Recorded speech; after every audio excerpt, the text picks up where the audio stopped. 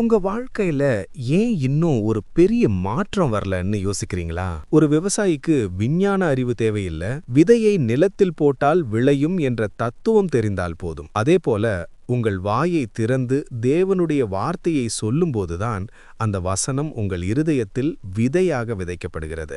இஸ்ரவேல் ஜனங்களுக்கு கானான் தேசத்தை தருகிறேன் என்று தேவன் சொன்னார். ஆனால் அவர்கள் வாயை திறந்து அதை அறிக்கை செய்யாததால் அவர்களால் உள்ளே நுழைய முடியாமல் போனது.